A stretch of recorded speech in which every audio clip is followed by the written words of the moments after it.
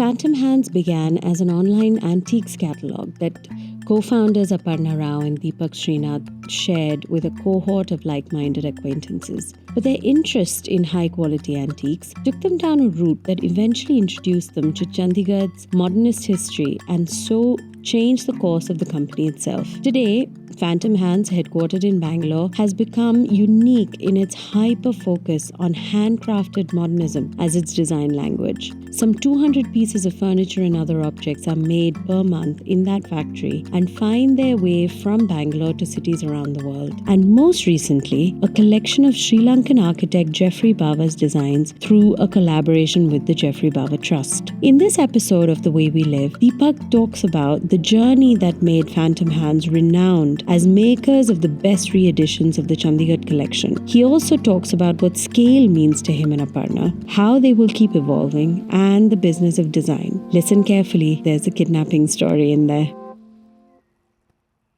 The reason that I wanted us to have a conversation about Phantom Hands is for you to sort of talk about this kind of very special jewel of a brand that you and Aparna have created, right? And you're not from design. So, and Aparna's an artist, and you're not in, you're not from the arts segment at all. So tell me how you guys how you got into it and then how Phantom Hands was born out of it. I've always been fascinated by stories. I've always read voraciously. I like history. Aparna liked going to antique shops whenever we went on holiday, especially in South India. She was fascinated by the design of a certain object. I would end up having a long conversation with the antique dealer. Her dad was also in the antiques business, right? No, he made furniture. Yeah, so Aparna grew up with furniture in her blood, even though she went to NID and studied graphic design. When we get stuck with a design problem or a structural problem, somehow she always knows what to do. And antique dealers they're fascinating creatures, because they'll pull out an object and they would tell you about, the Maharaja who owned this and where it was sourced from. And I love those stories. Collecting is too big a word, but we would, we would pick up these objects and then friends would ask us, where did you get this from? I ran a boutique investment bank for around 8 years, and the startup boom had happened and a lot of my clients were tech startups. And I was a little burnt out with that. So as a weekend hobby, we would find these 8 or 10 objects every month. Aparna would photograph them. I would research the provenance and all of that. And I would write about it. No. And we would send out a PDF to friends. And, slowly we built up a group of people who would subscribe to the newsletter. The questions that we got asked were, can we buy this from? At some point, we decided to make a small business out of it. And that's how Phantom Hands started. And the name Phantom Hands came out of the fact that in most cases, we didn't know who had made these objects. Both Aparna and I like to claim credit for coming up with the name. I'm still convinced it was me. So when did that big transition to focusing on furniture and then particularly Chandigarh happen? I came out of my previous life, as I like to call it, and started Phantom Hands full-time, or got into Phantom Hands full-time in 2014. And the focus on furniture really started towards the end of 2014. During this period, we realized, or at least I realized, that the antiques business was not scalable or even sustainable. Around this time, we came across a pair of Chandigarh office chairs. The Jeannerete, the iconic Chandigarh office chairs. And we didn't know much about their history. We, of course, knew about Corbusier and the architectural history of Chandigarh. But when you saw it, what particularly sort of fascinated you about it? You were looking at a lot of different... No, in fact, I was shocked at how poorly made they were. They had big nuts and I remember big bolts sticking out of the sides. And yet the antique dealer was insistent that they were very valuable chairs and it would be of great interest to design enthusiasts and collectors. So we listed this pair of Chandigarh chairs. And did people know what they were? So typically when we listed an object, we would get 2 inquiries a week. We had about 50 inquiries overnight. And not just from India, from all over the world. So you knew you were onto something. And I was like, there's something going on here. And soon enough, we started Googling and figured out that there was so much of hype around these vintage Chandigarh chairs, especially in Europe and the US. So what was your sort of first port of call? One of the people who contacted me after seeing our listing was somebody from Patiala, and he was a scrap dealer from Patiala. And he said, I have 150 or 200 of these chairs. Are you interested? Wow. And I didn't know anything about them, but that's the sort of thing that always gets me going, sense of an adventure, sense of, something fascinating and unknown. Yeah. So I think 2 days later, I was on a flight to Chandigarh and then by road to Patiala. Down the rabbit hole. Down the rabbit hole. And I found myself in Patiala in this gigantic scrapyard. 200 of these Chandigarh chairs, broken, dilapidated, but strewn around the place. And they said, we want to sell all of this, in a bulk sale. As in, will you make a bid for it? And I was like, they look terrible. I mean, I don't even know what to do with them. And then things got a little rough because they expected me to make an offer on the spot. They actually locked me up in a metal cabin and said, until you make an offer and close the deal, we're not going to let you go. South Indian goes to Patiala. Patiala. And then luckily I managed to, while they were arguing amongst themselves about what is the right value that they should extract. Oh, so they didn't have a number in mind when... They had, they wanted, I think if I remember right, 10 lakhs for the lot. For about 200 chairs. Yeah, broken chairs, which I had no idea what to do. Anyway, I managed to get away. And where had he gotten all of this from? This is from a university in Patiala. So the other thing, and which I discovered later, was that the design was not restricted. These chairs were not restricted to Chandigarh alone. The design had kind of, at one point, become pervasive especially across Punjab and different parts of North India. So basically carpenters seeing this somewhere and then reinterpreting it for other works that they would have had. Also government officers being transferred from one office to the other and saying, we use this type of furniture, can you make it? It kind of became the default or de facto government of furniture language. Yeah. And I jumped on a bus from Patiala and made my way to Chandigarh.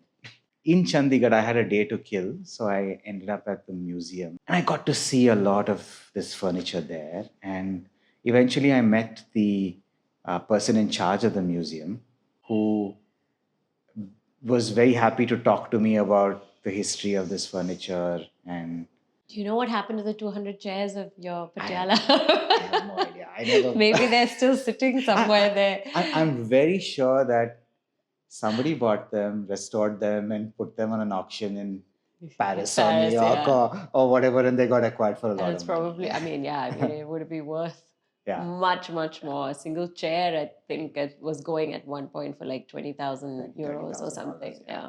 Very soon, I realized that there is the Punjab government of the day had made it illegal for vintage pieces being taken out of Chandigarh because of the hue and cry around the auction mafia, as they were called.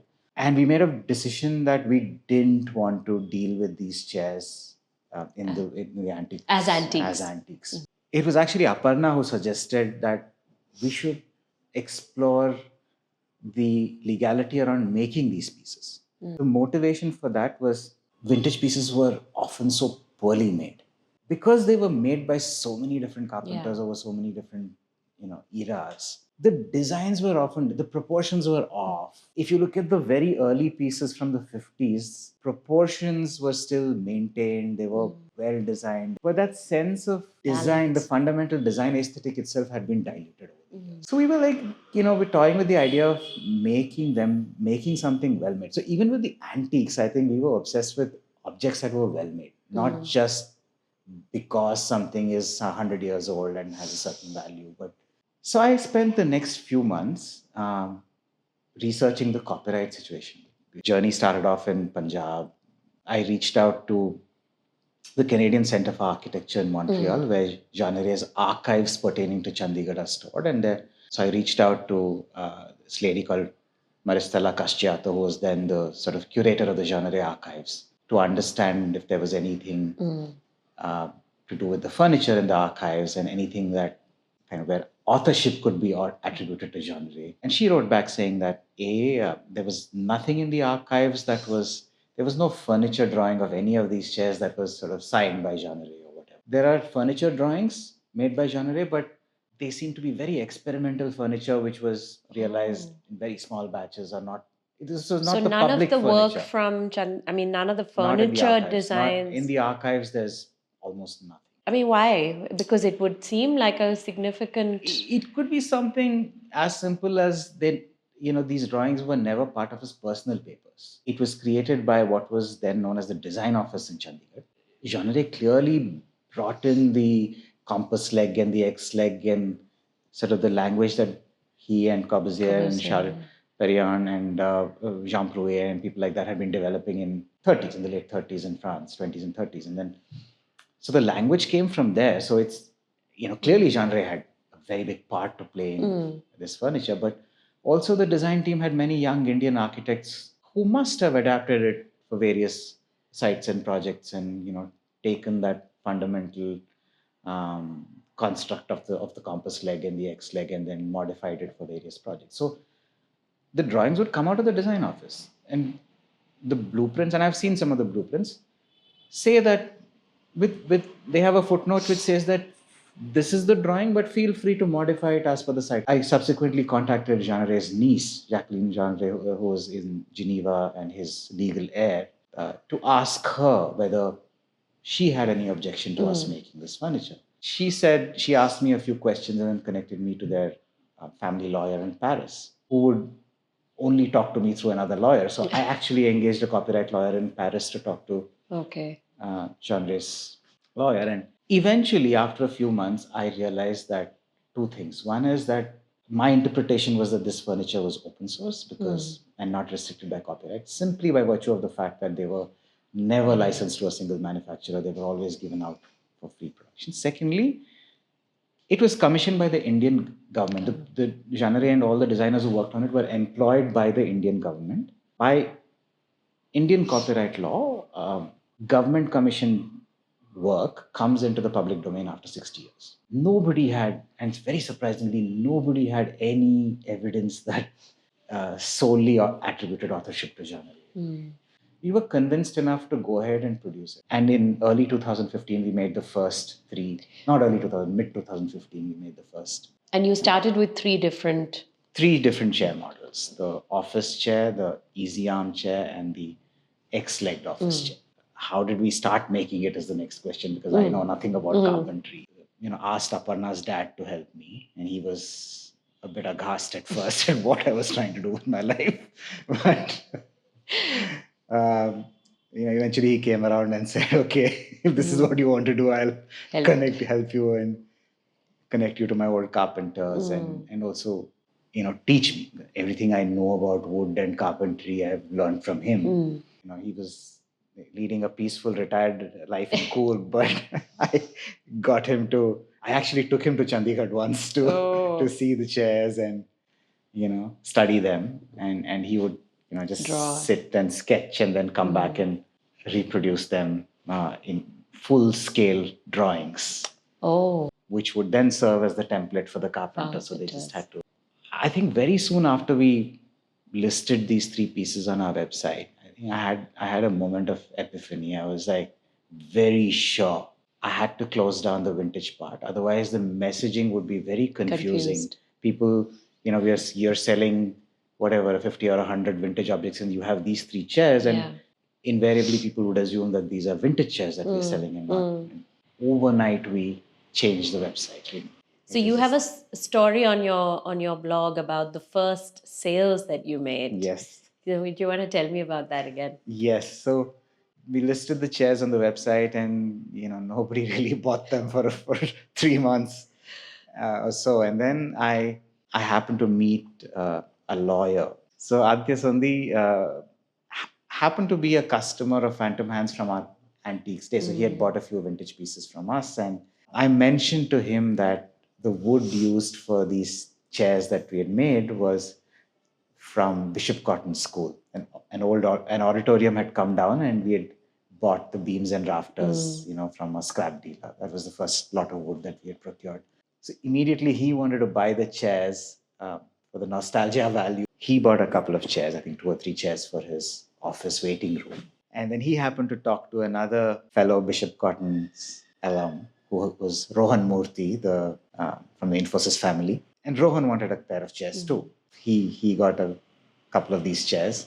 Either it was the same day or a few days after we had delivered the chairs, a journalist from the Economic Times was meeting Rohan to interview him. Rohan happened to mention the story of these chairs. And the journalist thought this was an interesting story and came and interviewed me. And we had a feature on these chairs in the Economic Times, Reading the story, a few other Bishop Cotton alumni. So our first few sales were all to ex-students of Bishop Cotton School. So I have to thank Bishop Cotton School for getting us going. So for any venture to work, there are these moments of serendipity that have to happen, apart from all the hard work and doing the right things. So there was an interior designer from London called Nicholas Chandler who saw us on Instagram and then contacted us saying he wanted to place a large order of about 100 pieces for a club in New York. And I was very honest. I told him that we're a very small setup, with just a few carpenters. But before placing the order, he wanted to come down and see our workshop. But Nicholas came down, and I think he liked, while the workshop was very small and mostly, at that point we didn't have much machinery, everything was completely handmade. So I think he trusted us as people, and he said, I think you can deliver, and then went back and placed this order. And he also wanted us to make a couple of Chandigarh models, which we weren't making. So we said, sure enough, this is an opportunity for us to prototype something new. These pieces went to a club called Spring Place in Lower Manhattan. And I've been told that Leonardo DiCaprio inaugurated the club, and he must have sat on it. Anyway, but this was a club whose members were creative professionals from Brooklyn and New York. Soon we got noticed by the architecture and interior design community in New York, and they started buying from us for their projects, and that word of mouth spread. And then we were approached by dealers who wanted to resell our furniture. Incidentally, while I was visiting our dealer in Belgium, I came across a chair called the DC-10 chair, designed by Inoda Sveje. They're a Milan-based design duo. Fell in love with the chair. To me, it was an extension of our design ethos. Or sort of furniture. modernism. Really. Simplicity, and yet a high level of craft. And material. Material, all of that. And I contacted Inoda Sveje on Instagram. To my surprise, they replied and seemed interested in what we had to propose. And they agreed to make a collection. My brief to them that the furniture should be based on the existing furniture that we make for Chandigarh without being too derivative. But one of the things that I really admire about the way that you guys have also worked with these designers is you give quite a long leeway in terms of, prototyping. Yeah. In general, in India, sometimes when we do something, we're always about doing things very quickly. And especially when you're creating something new, that doesn't, the speed at which you make it doesn't necessarily make it the best thing. Yeah. Sometimes it takes us 3 years to prototype a single chair. So once you set the parameters of what you want, how long does it then take to say get a design? So the first design drawing actually came pretty quickly from them. Maybe a couple of months after our meeting, they sent me the drawing for a chair. What we had discussed with them in the first meeting was that remote collaboration won't work in our case. You have to come and experience the workshop. You have to spend some time in the workshop understanding what we can do by hand, because you're largely a craft-based workshop. And they agreed wholeheartedly. So the idea was we would make an initial prototype based on the drawing they had sent, and then they would come and spend 3 or 4 weeks in the workshop, which they did of course, the first prototype was evolved significantly over their stay in our workshop. And they understood that there are certain things that require an industrial process and, won't work for us. On the other hand, they also discovered that there are some amazing things that can be done by hand that cannot be done with a completely industrial process. And it took another year before we added a couple of pieces to this collection. which became the Mungaru collection. The name came out of the fact that they were here during the monsoon. And Mungaru is a word in Kannada which means early monsoon rain. You know, the gentle rain that one sees in the early part of the monsoon. So Phantom Hands has supported the archives both of Jeannerete and Aditya Prakash at the Canadian Centre for Architecture. How did that come about and what did that mean? So Jeannerete's niece, when Jeannerete passed away, she donated his archives pertaining to Chandigarh, drawings, documents, photographs. And a lot of these photographs had never been seen or published before to the Canadian Centre for Architecture, which was an interesting decision because the logical step would have been to donate it to either an European institution or to the Corbusier Foundation. While this has never been stated, my own sense is that it may have come out of the knowledge that perhaps the Corbusier Foundation would not have given the Jeannerete archives the attention that it deserves. So therefore, she chose a neutral institution where Jeannerete would be studied in his own right and not as supplementary to Corbusier, which was sort of the defining story of his life. Which in hindsight was a brilliant decision because they've done a fantastic job. When I was researching the copyright of Chandigarh furniture, my first port of call was the Canadian Centre for Architecture. And at that point, we decided that, especially with these pieces, with the Chandigarh pieces, it's only right that we kind of give back in some form. Folks at CCA mentioned that they need some funds to digitize Jeannerete's archives so that the archives can be accessed by anybody sitting anywhere in the world. So we funded that. Today, through via the CCA website, students of architecture or anybody interested in Chandigarh can access those archives and see all those photos and drawings. And subsequently, every year we've been funding some project or the other at CCA. They have an annual program called Find and Tell, where a renowned researcher comes and studies the archives of a particular person. Saloni Mathur, who was the principal of the Chandigarh College for Architecture, spent a month at CCA. So we had sponsored that. Subsequently, it so happened that Aditya Prakash was also one of the architects who worked on Chandigarh, but he also independently designed furniture and, we produced some of his chairs. His son, Vikramaditya Prakash, donated his archives also to CCA. And we've been supporting research on his archives and finding programs. So, it's an ongoing relationship we've had for 8 or 9 years now. And every year we've been donating to CCA.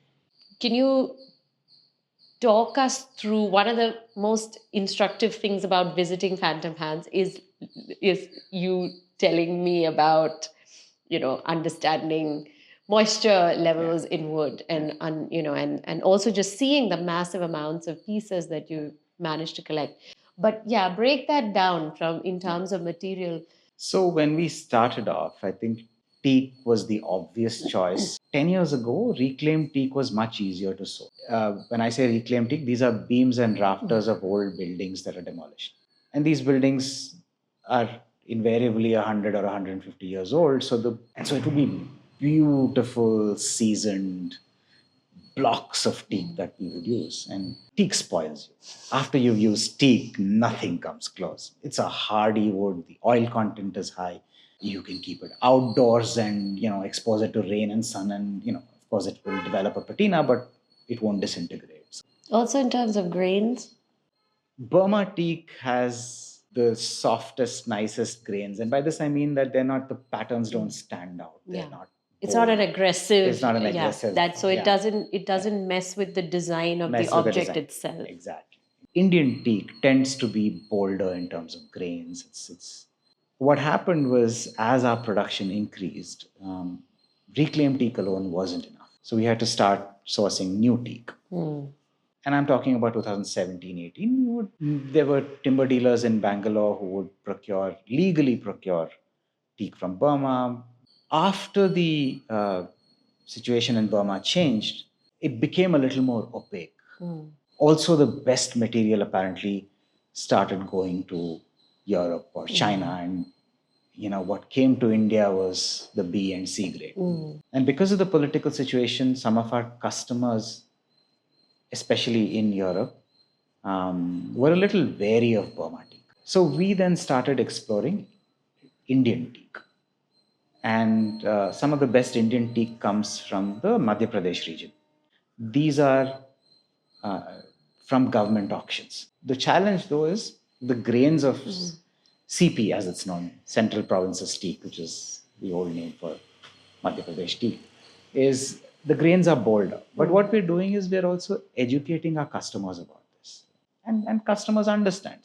Plantation teak is also available. We've tried it a couple of times. The challenge, though, is with plantation teak is that most plantations don't allow the teak to mature fully. Which is how long? Which is how many years? Is that? Ideally, 40 years at least. And then do you have to also season it again? Of course, yes.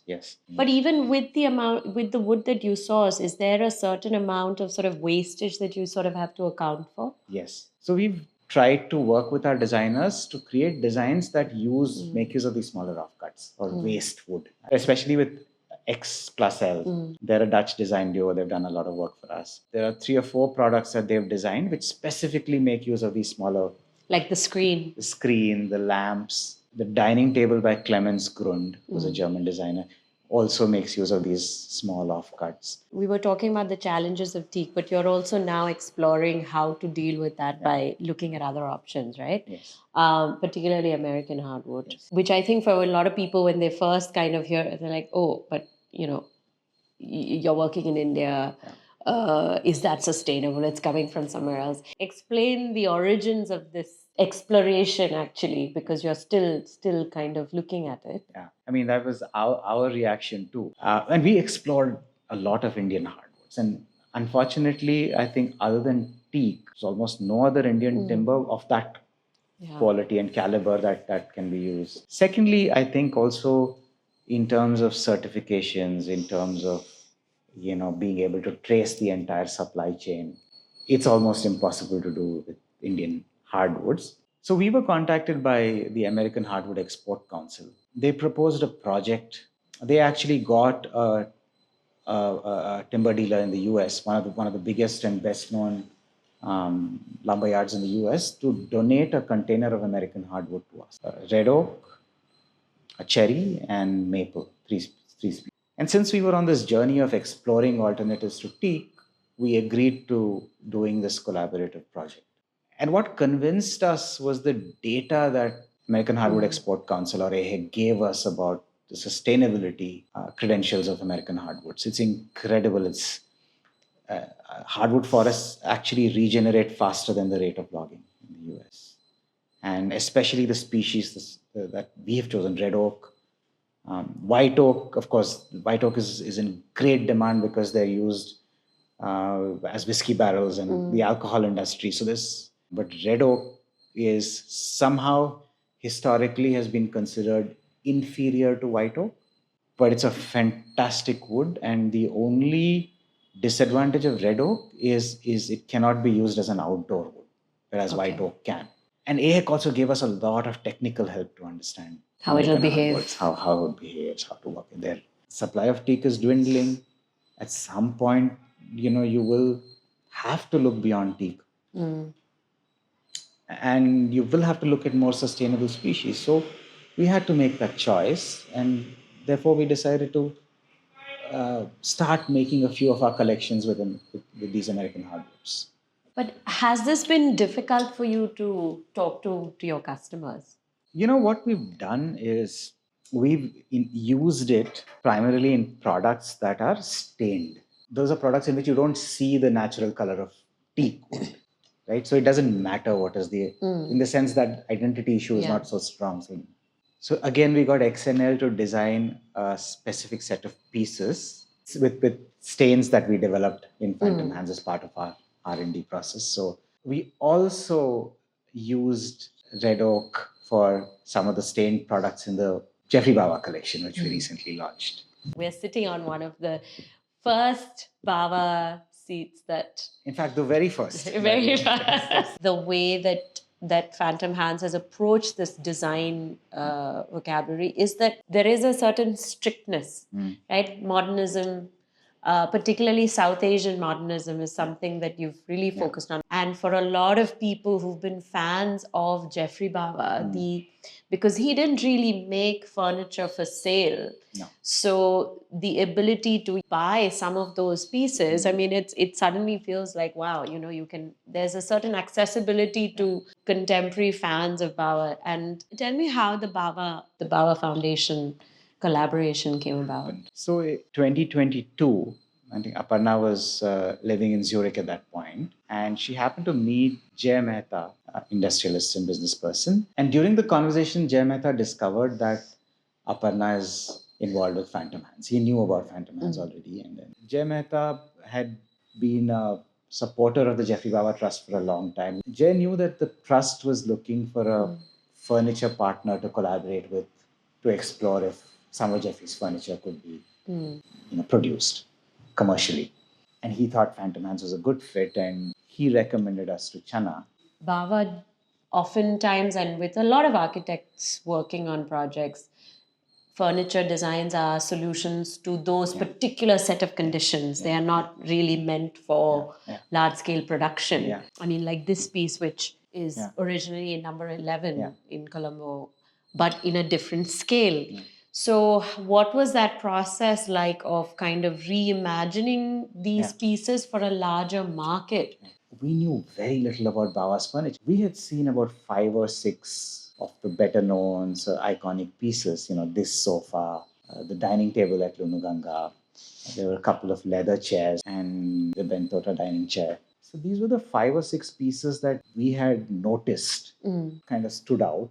And in the first instance, we made literal reproductions. There were drawings? No. We had to kind of measure the furniture on site. It's like a spirit, the original architects and designers kind of spiritually leading you, but with no concrete. No, nothing. We would come across 2 chairs of the same model and they would be completely different, Or even in some cases, the same chair would have the left arm at a certain height and the right. So which one do you use as your standard?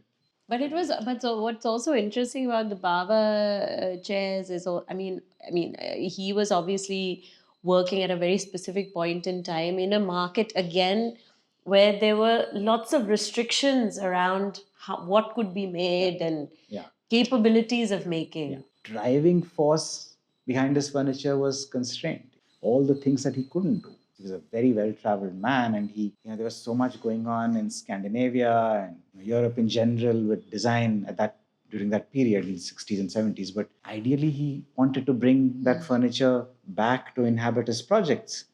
But he couldn't do that. So he had to make do with whatever skill and material that he could access in the Sri Lanka of his day. Initially, when we started seeing the originals in their setting, much like Chandigarh, some of the pieces were not of a standard good enough for commercial production. But you're also working at a completely different time with a very different set of consumers and expectations. Values, expectation, all of that. Right? Sustainability certainly wasn't a factor back in the day, but it's such a central factor to today's consumer.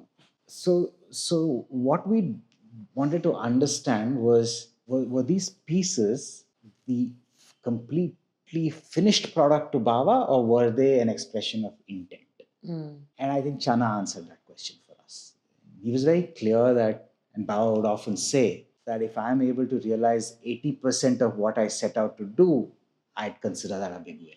If Bawa had access to the resources and skill level and materials that we have today, he would have taken it much further. So it was not that he wanted them to be with the left arm a certain height and the right arm a certain height. Or in the case of the Lunuganga dining table, it has a steel base, a base with steel bars.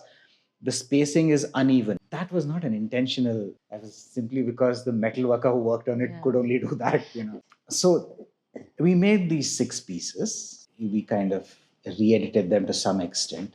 And then it felt like the collection was incomplete somehow. Putting these seemingly disparate 6 pieces somehow felt like it wasn't adequate. We didn't know what was the extent of Bawa's work on furniture. Was that we kind of, Aparna and I went back on a spiritual pilgrimage to Sri Lanka. The first stop was the Kandalama Hotel. I think that was an eye-opening stay for us. Discovered that Bawa's intervention extended to everything from the doorknob to the soap tray in the bathrooms to, there was Bawa's touch everywhere. And in some ways, it was probably his magnum opus. What was missing for us was sort of the common link or sort of a common thread running through all of Bawa's furniture. I mean, am I right in imagining that because he wasn't thinking about it as a furniture designer, but rather as an architect solving for problems? Yes. Is that even a reasonable expectation? But it is just that a pattern emerged, which was very reassuring. For example, the ashtray in Kandalama has a triangular top, which is a very distinctive ashtray. And then we discovered that the same shape had been used for windows in certain other projects. These black and white checks that we're sitting on, possibly they came out of seeing upholstery in Europe or whatever, right? There's a Danish brand that makes mattresses, which kind of has these kind of check castings. Yeah. Bawa is somebody who didn't like to talk about his design philosophy, kind of put a theoretical structure around his work. But he's often alluded to drawing inspiration from Sri Lanka's, temple architecture and, historic architecture being some of his points of inspiration. But so when we went to the Dambula caves, which are close to the Kandalama Hotel, we found this kind of checkered pattern on some of those cave paintings, repeating motifs. So we don't know whether that consciously inspired this check pattern that repeats both on this sofa and on the floor of the Lunuganga garden room, the iconic garden room. So either we were making up all this in our heads, but there was, to us, it was sort of. Yeah, but you're also trying to understand the thinking patterns of someone who's not there who hasn't explained it. Yeah, explained it. And we discovered that the Bawa universe, furniture universe, extended to so much more than the 6 pieces that we initially set out to do. So we went back to the trust with a proposal for an extended collection of 30 objects. So that's lighting? Objects like ashtrays. Even within seating, we had more upholstered pieces, coffee tables. We didn't have side tables. So all of that had come into the collection now. And what we did is we had made prototypes of all these 30 pieces and set it up in our workshop. When Channa arrived, he didn't know what to expect. And we led him into the room that had been set up for this. We could see from the expression on his face that he was blown away. And so what has the response been like? Yeah. So we launched the collection in Milan in April. Our show had only had the Bawa collection. So I think we expected a positive response from China, Japan, maybe even Australia, India. All of that happened. But I think what was most surprising is how many people in Europe knew about Bawa and came to the exhibition specifically because they had heard about the Bawa furniture. Can you tell me about the collaborations that you've developed with Zanav and Padmaja for Phantom Hands? And then about the Bawa collection? Of course, yeah. If you're in India and with the textile history and tradition that we have, it was inevitable that we started looking at furniture, at upholstery as a key part of our offering. And we initially made 3 or 4 upholstered designs from the Chandigarh series. And for those, we chose, very high quality velvets and woolen fabrics from, well-known European brands. And at the end of the day, they were industrially produced fabrics. And again, this feeling that this doesn't really belong to Phantom Hands. And then we wanted to start exploring collaborations with Indian textile makers. First challenge that we faced is, while we have such a rich textile history and tradition, was not necessarily for upholstery.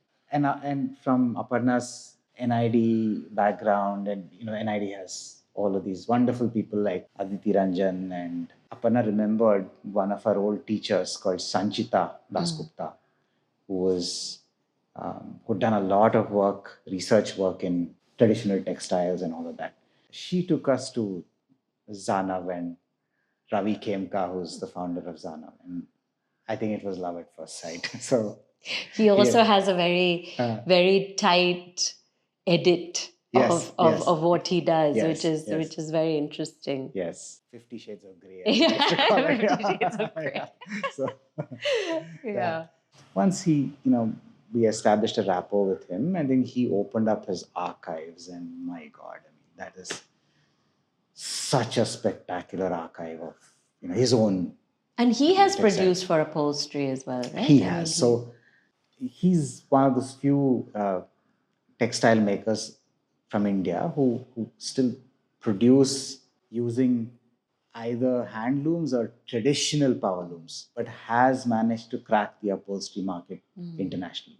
This whole concept of recycling and sustainability was which we had implemented in wood. Padmaja was making these beautiful patchwork textiles from recycled fabric, and the challenge there again was that how do you make it upholstery worthy? International requirements. We were selling in 25 countries, and we needed to send rub count test results, all of that to our dealers. Our dealers won't sell our furniture if you're not certified with all of this. So again, with Padmaja's fabric, what we did is added a fusing layer or a backing layer. We sent it to a lab for testing, enhanced it. So we got her fabric to the required standard for upholstery, and then introduced this patchwork fabrics. So we still have some of those velvets, but for the most parts, we've moved to handmade textile. And what's really interesting is we then started developing collections centered around textiles. And now with the Bawa collection, so you're importing these textiles from Yes. from Sri Lanka. Much like Phantom Hands is really about our collaborations, Geoffrey Bawa's work was always about collaborations, and he had some of the most incredible collaborators. It was like a perfect storm of people, right?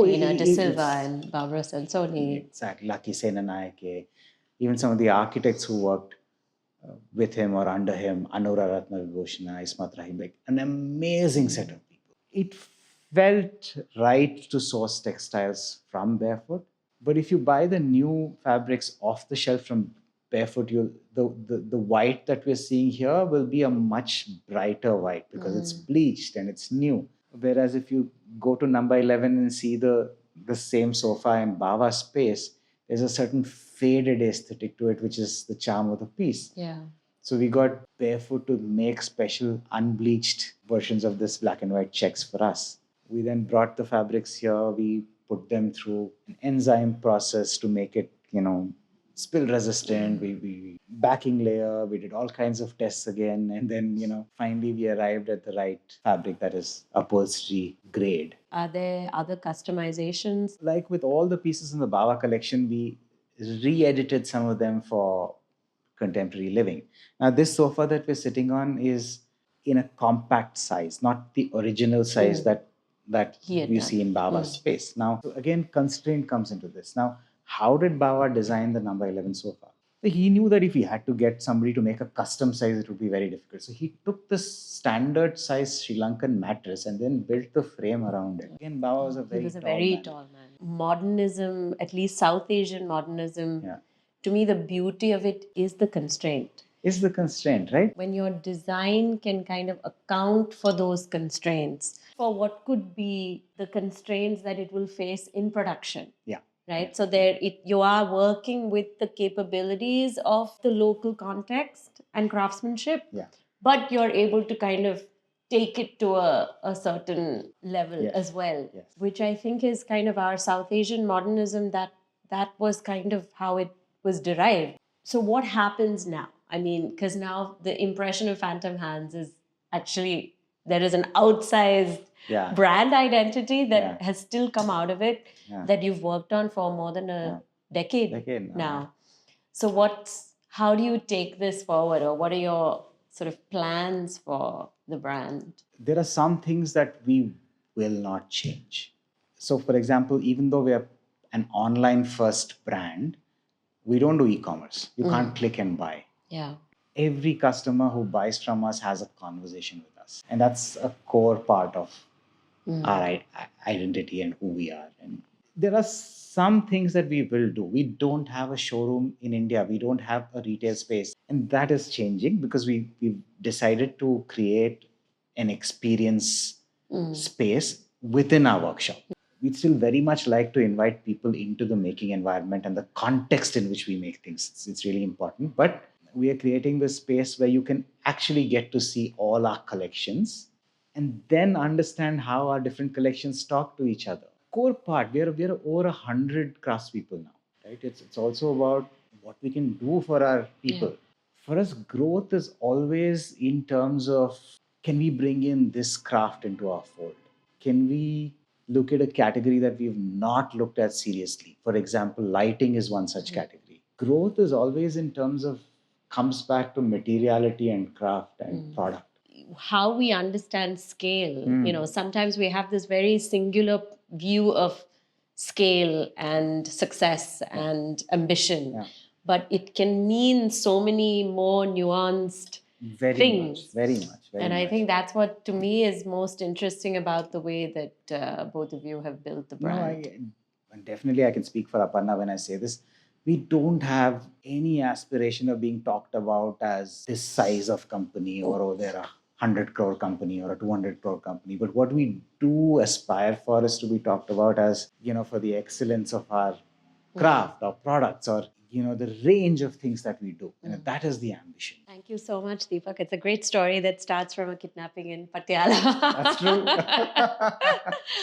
Thank you. Thank you so much, Manju, for having me.